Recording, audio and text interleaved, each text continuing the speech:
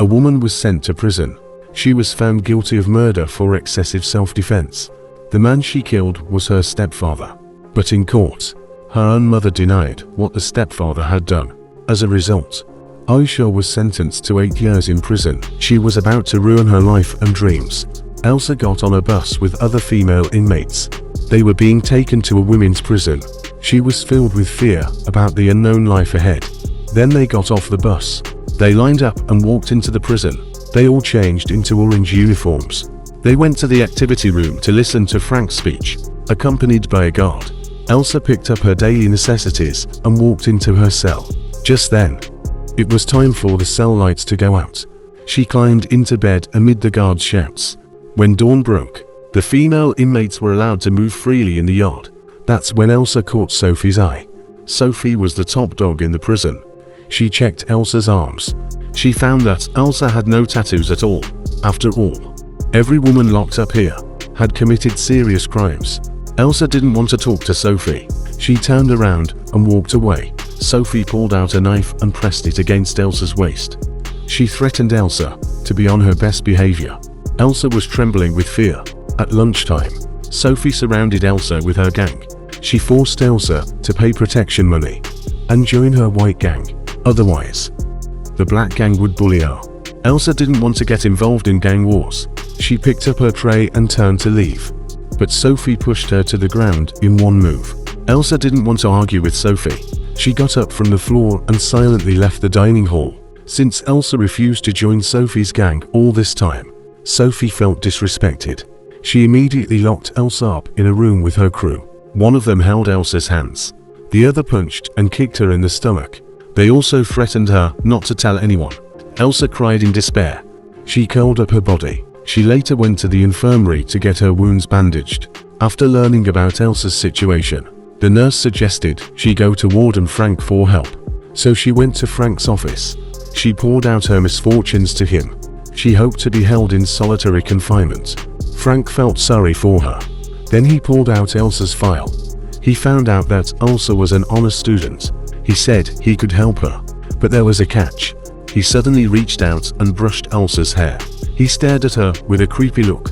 Elsa instantly understood what he meant, but she didn't want to do that. She turned around and left the office.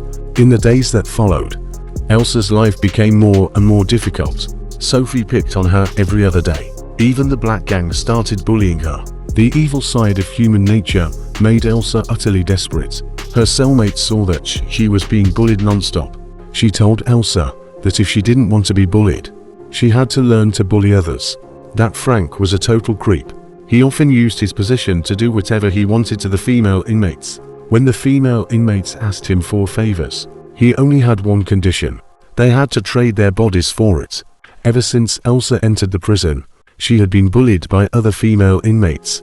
Everyone thought she was an easy target, but no one expected her to become an instant legend. Elsa walked up to the woman who had bullied her. She punched her right in the face. The woman grabbed Elsa by the neck with all her strength. She threw her to the ground again. She started attacking her violently. Elsa refused to back down. She flipped over and pinned the woman underneath her. She threw punches like her life depended on it. The other female inmates watching were completely shocked. The guards didn't pull them apart until they rushed over. Elsa's wild fighting style earned her Sophie's respect. Sophie officially invited her to join her gang. But before that, Elsa had one more thing to do. She had to teach the leader of the black gang a lesson. Elsa summoned up her courage and marched straight into the black gang's territory. She punched Mary, the black gang leader, right away. She then jumped on top of Mary and pinned her to the ground. The guards quickly separated them when they saw what was happening. Since Elsa had started the fight on purpose, she was locked in solitary confinement. It was pitch black all around. Elsa cried helplessly in the room. 17 hours later, she was taken to Frank's office. Frank threatened Elsa. If she didn't want to stay in solitary confinement, she had to serve him well. Trapped in this cruel environment, Elsa had to trade her body to get out of solitary confinement. Finally, visiting day arrived. Elsa's mother came to see her, but her mother still regarded the man who had assaulted her daughter as a good person. She even blamed Elsa for being unruly, for killing someone and then lying about it. Her mother got so worked up. The two of them got into a big argument. Her mother stood up and left. Elsa shouted angrily through her tears. She told her mother never to come again. After that, Elsa sank deeper and deeper into depravity. She often drowned her sorrows in alcohol, fighting, being locked up, and being assaulted by Frank. This became the main theme of her life. She was so desperate. Everything here was pushing her to the brink of collapse. She became moody. She would fly into a rage one minute and burst into tears the next. To escape this horrible life, she started taking drugs. In this place, you could get anything. As long as you had money, anything except freedom. One injection, she could temporarily forget everything about this place. This made her more and more addicted. Even her cellmate abandoned her because of it. Yes, even the other inmates looked down on her. Elsa's life became even more of a mess. She injected drugs more and more frequently. After she lost Sophie's protection, Mary, who already held a grudge against her, started bullying her non-stop. After being bullied again, Elsa went straight to Mary. She beat her up badly. This triggered a full-scale riot. It also brought her even worse consequences. How miserable can a pretty girl be in prison? Her cellmates bullied her, and Frank assaulted her. She just wanted to end her life. But the guards stopped her and sent her to solitary confinement again. Solitary confinement was no place to be. It was dark and gloomy. Not to mention, there were no drugs inside.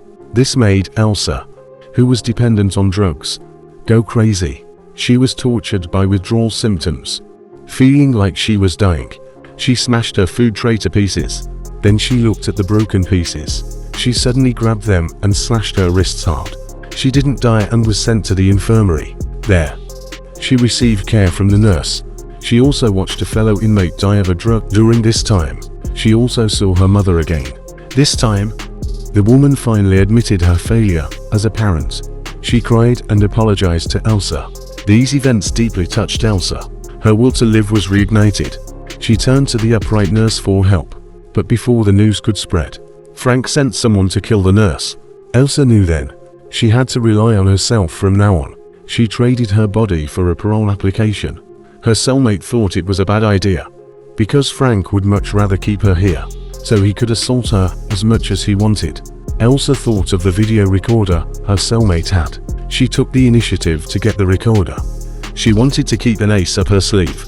During the last time Frank assaulted her, she secretly recorded everything as evidence. During the parole review process, just as her cellmate had guessed, the monster changed his mind at the last minute. On the day of the hearing, Frank refused to approve her parole. Just as expected, Elsa immediately handed over the video recording on her phone to the review officer. Faced with such solid evidence, Frank couldn't deny the charges at all. He was escorted out by the police on the spot. The prosecutor admired Elsa's bravery. She approved the parole on the same day. On the day Elsa left the prison, her mother was waiting outside early in the morning. Mother and daughter reconciled their differences. They hugged each other tightly. At the end of the story, Elsa was on stage playing the cello. Elsa played quietly on the stage. Her life and dreams had begun anew. 0.